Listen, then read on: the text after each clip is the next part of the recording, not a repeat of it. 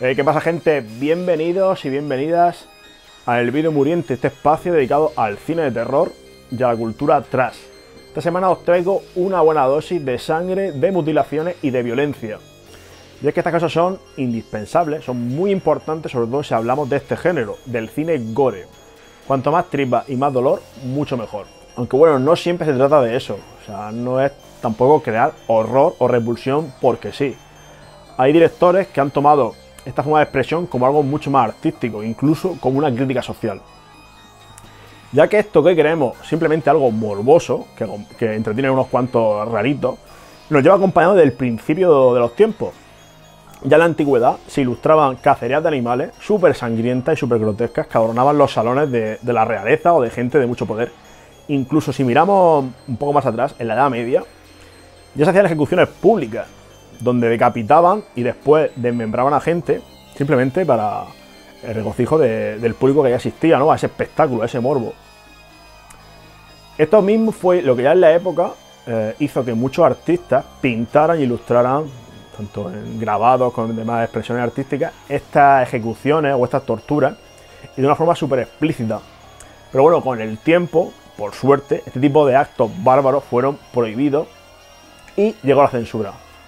Pero esto no pudo evitar, sobre todo en los años 60, en plena revolución artística, que muchos jóvenes del cine y del teatro, pues eso, empezaron a coquetear y a experimentar con esta provocación, ¿no? de la sangre. Uno de ellos sería Gordon Lewis, que con su película Bloodfest en 1963 sería uno de los padres los que pusieron esa primera piedra dentro de este género, ¿no? del género gore. A su vez, incitó a jóvenes que también atraídos por este rojo de la sangre, se tiraron a hacer cine, como puede ser Darío Argento, George Romero y bueno, un largo etcétera que creo que a esta altura del canal no hace falta que os diga nombres, y si os gusta este género los conocéis más que de sobra. Pero esta semana os traigo un vídeo que tenía muchísimas ganas de grabar. Uno de los padres de lo que se denomina como el ultra gore alemán, quizás de los pioneros o uno de los pioneros en darle una vuelta de tuerca a este género, ya de por sí muy polémico, que quizás con su forma de mostrarnos esas escenas, por esa suciedad en la imagen, por esos efectos prácticos tan reconocibles, se ha ganado eso, un hueco dentro de este género. No es otro que Olaf Hittenbach.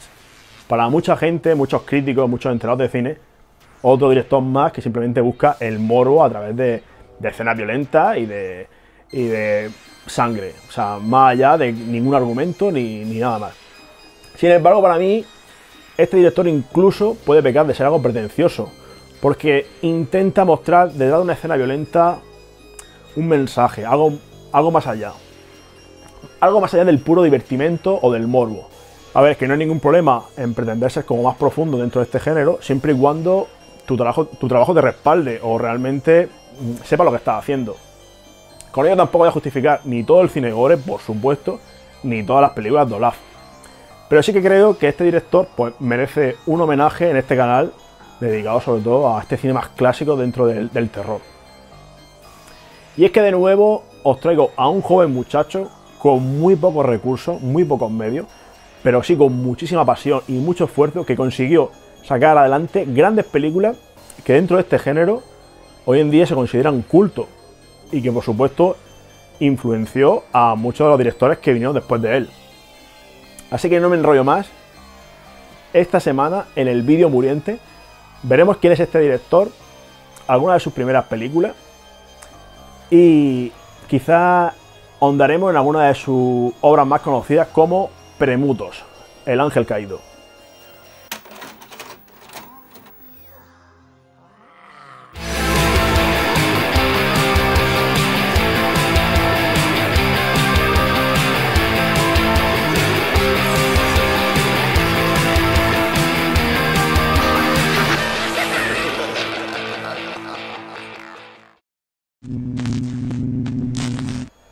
Bueno, antes de empezar a hablar de Premutos, una de las películas más conocidas de este director, os voy a presentar un poco a Olaf.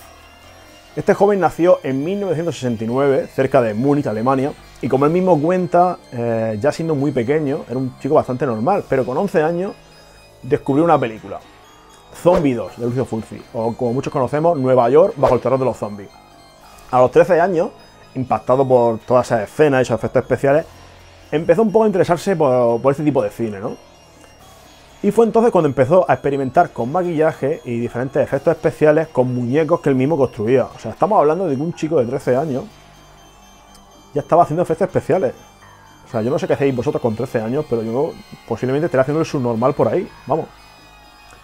Y bueno, 5 años más tarde conoció al que sería el director de fotografía de alguna de sus películas. Fue director de fotografía y coproductor, Michael Moore, que fue quien le ayudó a realizar su primera película. Este joven empezó a trabajar como técnico bucodental y así fue como fue consiguiendo dinero para poder cumplir lo que era su sueño, desde que era muy pequeño, que era grabar una película. Y fue entonces en 1989 cuando hizo esto realidad, ya que salió al mundo su obra prima, Black Past. En esta película nos cuenta la historia de un hombre que asesina a una niña poniendo como excusa de que un espejo lo había poseído. Un tiempo después, otro personaje encuentra este espejo, creo que era un ático, y lo lleva a su casa y al poco tiempo empiezan a pasar como extraños sucesos, ¿no? Visiones muy horrendas y bueno, os podéis imaginar por dónde van los tiros. Esta película no llegó a salir aquí en España, aunque creo que si la buscáis en YouTube se puede ver con subtítulos.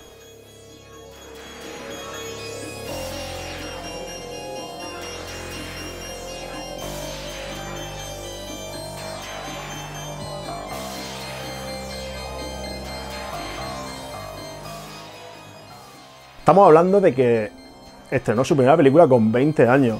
O sea, estas cosas son las que a mí, al menos, me hacen amar tanto este tipo de cine. Porque más allá de los efectos prácticos o los guiones loquísimos, que es algo que me encanta, eso, tenemos a un chaval de 20 años que hace lo imposible por llevar a cabo lo que era su ilusión de que era un niño.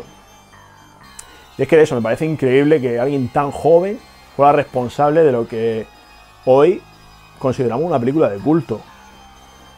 Y la verdad que me jode mucho esa gente que a veces critica este cine de bajo presupuesto, de serie B, cuando ellos quizás no serán capaces nunca de conseguir algo ni parecido, ni siquiera con los medios que tenemos hoy en día, ¿no? Que hay muchísima más información a un solo clip y que incluso los teléfonos móviles son mejores equipos de grabación que los que se usaban ya en esa época, y todo el mundo tiene uno en casa. No sé, me parece una pasada. Sé que me repito mucho con este tipo de cosas en el canal, pero es que no sé, a mí, no sé, me genera una envidia de la mala. O sea, envidia de decir, joder, cómo me hubiera gustado experimentar ese tipo de cosas y sobre todo en esa época, ¿no? Que era todo eso, explorar como nuevos horizontes, por así decirlo. Este joven director estaba convencido de que esta película no llegaría a ningún lado, ya que no era para nada algo comercial, encima todo estaba hecho con muy pocos medios. Pero todo cambió cuando un fanzine de la época descubrió este largometraje y en poco tiempo ganó 8 veces la inversión que había hecho inicialmente. Poco después, con la ayuda de otros amigos, fundaron una pequeña compañía llamada Image Film Production.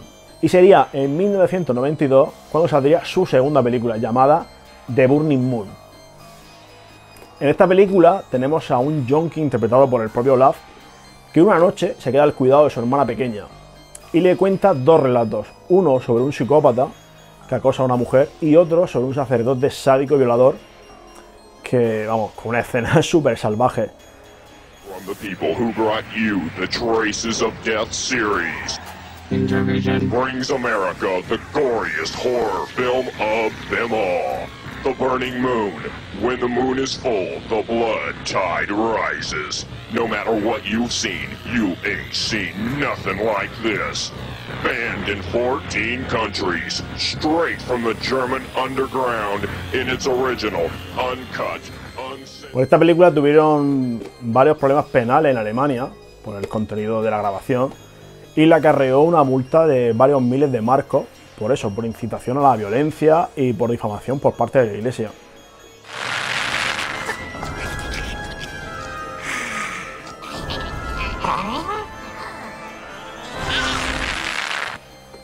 Dado que Olaf tenía mucho talento para los efectos especiales, pues empezó a trabajar en televisión con varios contratos. Incluso llegó a hacer la imitación del famoso extraterrestre del Roswell.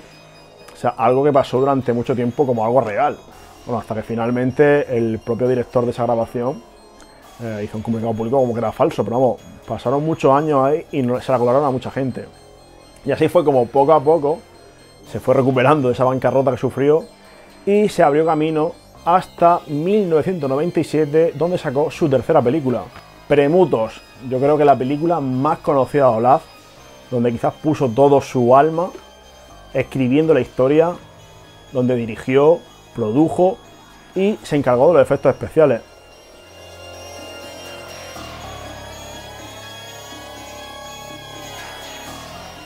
Y bueno, si alguien no conoce esta joya del cine gore, os hago un pequeño resumen. La película empieza con una voz en off que nos irá contando un poco cuál es el origen de este ser, ¿no? De Premutos, que fue el primer ángel caído, antes incluso que el propio Lucifer, que es un poco la criatura, el ser más viejo de esta estirpe. Es un poco el soberano que llegará a la tierra reencarnado para eso, para sembrar el caos, la enfermedad, el odio y la muerte. En esta primera escena nos desplazamos a la India, al año 1023 a.C. y nos muestra una especie de batalla campal donde ya somos testigos del nacimiento de este ser, ¿no? De esta criatura sedienta de sangre, y nos regala ya unos efectos especiales brutales, increíbles. A mí me parece brutal esta escena, súper bizarra y súper violenta. Sí que es posible de que esta parte de la película sea como muy oscura, que hay poca iluminación, mucha gente se queja de eso, pero bueno, en realidad creo que ese halo de oscuridad, esa suciedad que envuelve esta escena es parte del encanto, ¿no? De este cine. A mí realmente no me parece un problema esa situación tan oscura, ¿no? Ese momento. Después de esta escena damos un salto a modo flashback hasta el año 1942, donde un campesino llamado Rudolf está buscando el legado de este ser, ¿no? De Premutos. Y nos muestra un libro, al más puro estilo Necronomicon, que usará para resucitar a los muertos.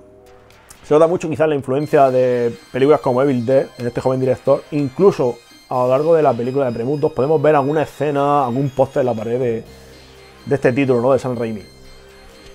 Y bueno, con esta serie de saltos en el tiempo, salpicado ya con unas escenas brutales de gore, en apenas pocos minutos de al empezar la película ya nos trasladamos hasta la época actual, ¿no? Donde se desarrolla todo. Y nos muestra a una peculiar familia y nos presenta a los personajes, ¿no? Tenemos a Walter, que es como el padre de familia, el padre, que es un loco, un fanático de la guerra y de las armas. Tenemos a la madre, que es una pobre mujer ahí que no se entera de nada, aunque nos regala unos chistes increíbles en esta película. A Sandra, la hija. Y al protagonista, a Matías, que es como el hijo tonto de la familia, que está interpretado por el propio Olaf. Y con este peculiar reparto damos pie a la historia. O sea, esta singular familia se encuentra en el jardín de su casa este famoso libro de los muertos, ¿no? Que permite la resurrección del anticristo, de Premutos. El hijo de la familia, aburrido, como tiene otra cosa que hacer, se pone a leerlo y a hacer el tonto y desata pues eso, una orgía de sangre y de muerte brutal. O sea, es que salen unas escenas que me parecen increíbles y que a veces digo, hostia, ¿a qué mente se le ocurren estas cosas? O sea, me parece una pasada, ¿eh? A ver, no voy a decir que esta película sea una obra de arte, porque no lo es. Es más, se nota que es un director joven que está empezando un poco a desarrollarse a nivel cinematográfico. Una película que obviamente tiene muchos fallos y muchos agujeros de guión, pero sí que creo que es una película que para mí estaría en mi top, en mi top de cine gore o de cine de terror, sin duda alguna. Sobre todo sabiendo eso, ¿no? Sabiendo cómo está rodada y cómo luchó este joven para conseguir sacarla. Es más, creo que en esta película Olaf quería transmitir más bien como una especie de experiencia onírica al espectador, y lo que consigue es que en ocasiones quizás nos despistemos un poco de la trama, bueno, que realmente tampoco es algo que importe demasiado, ¿no? Creo que al final el argumento de esta película es un poco lo de menos. Y lo que sí que hay que subrayar son sin duda los efectos especiales, que es la marca de este director, que esta película me parecen increíbles. O sea, está todo hecho de forma artesanal, de los efectos prácticos de toda la vida, con una idea súper retorcida, que a veces pueden llegar a ser como muy excesiva, muy exagerada, pero bueno, al mismo tiempo, como está salpicada con esos toques de humor, también hace que la película pues sea muy divertida y le quita mucho hierro a esas situaciones, a esas escenas. Sinceramente, si hubiera tenido más presupuesto o alguna productora hubiera apostado más por esta película, yo creo que Premuto a día de hoy sería una película mucho más conocida. O sea, quizás estaría, me atrevería a decir que estaría a la altura de Brain Dead, de Peter Jackson. Y es que habrán pocas películas tan brutales como Premuto. En esta peli podemos contar 139 muertes en pantalla. Y si hacemos un cálculo rápido, y teniendo un metraje aproximadamente de 110 minutos, nos quedaría una media de 1,2 muertes por minuto. O sea, ¿qué me estás contando? O sea, es que esto es una locura. Y si tenemos en cuenta de que la película al principio se puede desarrollar un poco lenta para el final, sobre todo a la mitad, al último tercio de la película, resurgir en un clima de sangre, o sea, pues podéis imaginaros la locura que vemos al final de la película. O sea, destrucción y muertes, pero de una forma muy exagerada. O sea, con una mala hostia y al mismo tiempo un toque de humor y un descojono. Vamos, que parece una película para un viernes por la noche. Vamos, que no falláis, sin duda. Sí que sale hasta un tanque. O sea, ¿quién da más? A todo amante del cine gore, sin duda, va a amar el cine de Olaf. Y si no eres tanto de este género, si en realidad te mola el terror de los 80, pero no estás tan metido en la casquería, también te digo que le dé una oportunidad a este director, porque sin duda sus títulos están cargados de toda la esencia de esa época, ¿no?, que tanto nos gusta. Y muchos de los directores más actuales, dentro del gore y del terror, sin duda han estado influenciados por él. También es cierto que os he estado hablando de las primeras de las películas, sus orígenes realmente. Si seguimos su filmografía, sí que podemos ver cómo sus últimas películas están mucho más depuradas y son mucho más profundas y consigue realmente transmitir más eso que él quería ya con estos títulos, ¿no? Ese mensaje detrás de la sangre y de las tripas. Premuto, Olaf, un director y unas películas que os recomiendo si os gusta el género, que creo seguro que vais a disfrutar. Y si no es así, hacérmelo saber en los comentarios. Si habéis llegado hasta aquí, muchísimas gracias, espero no haber dado mucho la chapa. Suscribiros si no estáis suscritos, que me apoyáis mucho a seguir haciendo este tipo de vídeos. Dejadme vuestras sugerencias sobre esta película o qué os parece este género. Y nos vemos muy pronto. Un saludo a todos y chao.